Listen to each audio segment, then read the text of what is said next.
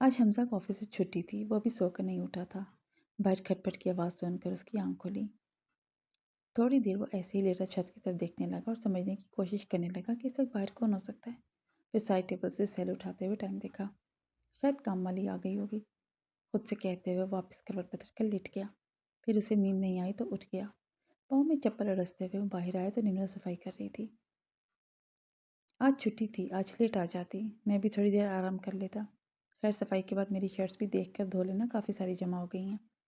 निम्रा को सफाई करता देखकर उसने बुरा सा मुंह बनाकर कहा। उसने हमजा की बात सुनकर गर्दन को हाँ में जुम्बिश दी तो वो भी किचन की जानिब बढ़ गया। ये ये खून, क्या हुआ है आपको फैन जी? आप ठीक तो है ना? ये कैसे निकला इतना खून? ताशफीन घर आया तो उसकी वाइट शर्ट खून से भरी हुई थी। वह चेंज करने के इरादे से रूम की जानिब जा रहा था जब किचन से आते हुए हिबा की नज़र उस पर पड़ गई और उसके हाथ से ट्रे छूटकर नीचे गिर गई। ताशफीन की खून आलूद शर्ट देखते हुए उसका रंग फक हुआ। वो हवास बाख्ता हुई और उसके पास आई। कुछ नहीं हुआ हिबा, मुझे नहीं कुछ हुआ, ये खून मेरा नहीं है। ताशफीन ने पीछे मुड़ते हुए हिबा को बताया। उसने ताशफीन के बाजू पकड़ रखा था।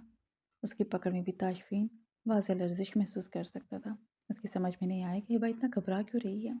लगातार बोलते हुए उसे अपना सर भारी होता हुआ महसूस हुआ। उसके वजूद में सनसनीखेज लहर दौड़ गई।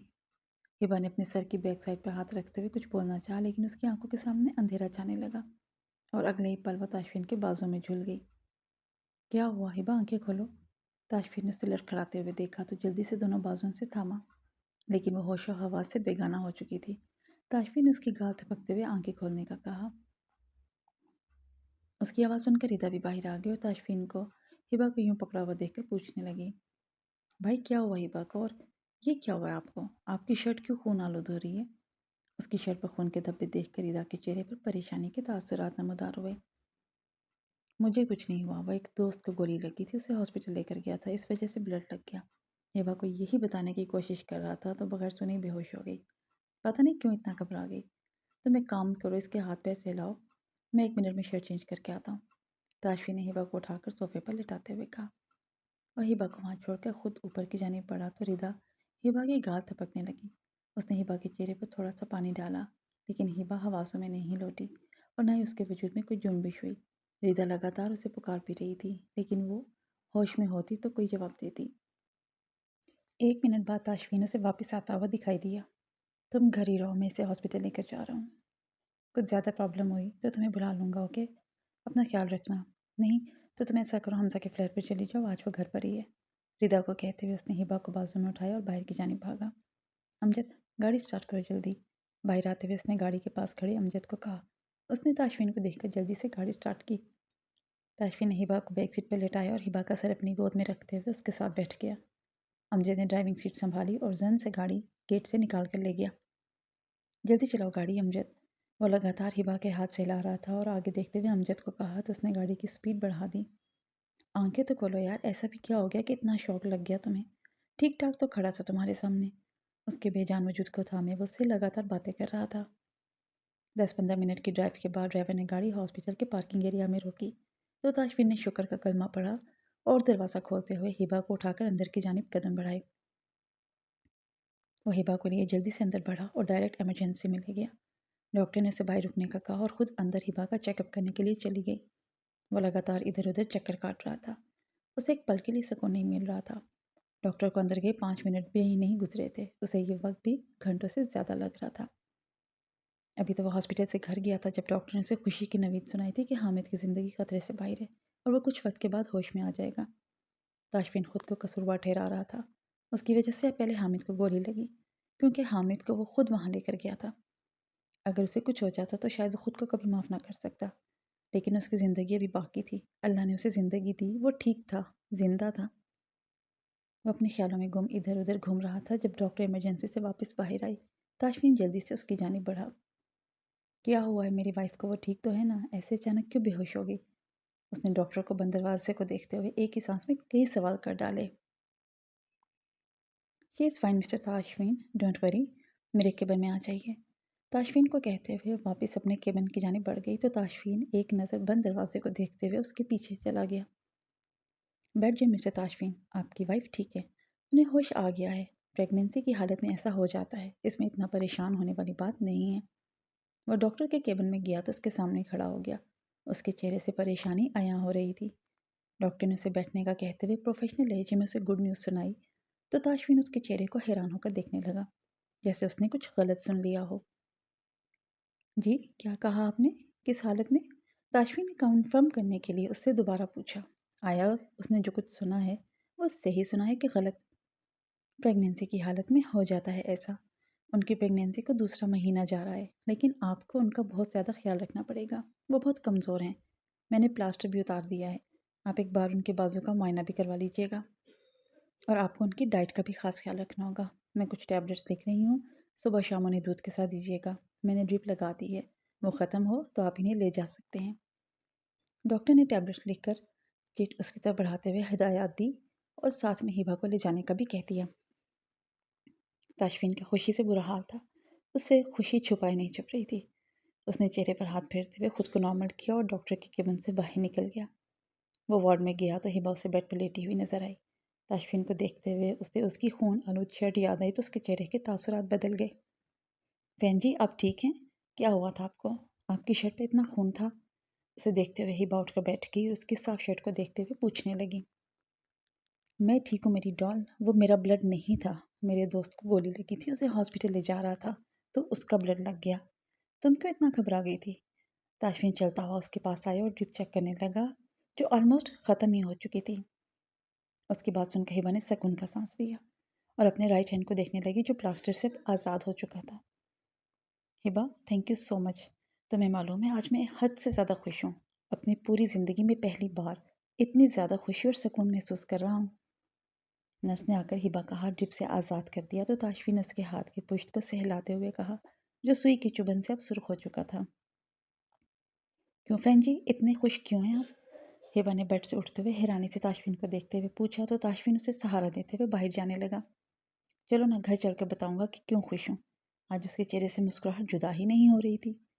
گھر کیوں؟ آپ تو کہہ رہے تھے کہ حمزہ بھائی کے گھر چلیں گے، انہیں ردا کی رخصتی کے بارے میں بھی بتائیں گے۔ وہ تاشفین کی طرف سوالیہ نظروں سے دیکھتے ہوئے پوچھنے لگی۔ تو ٹھیک ہے چلتے ہیں نا، وہیں اسے بھی گڈ نیوز سنائیں گے۔ وہ چلتے ہوئے پارکنگ ایریا میں آ گئے تھے۔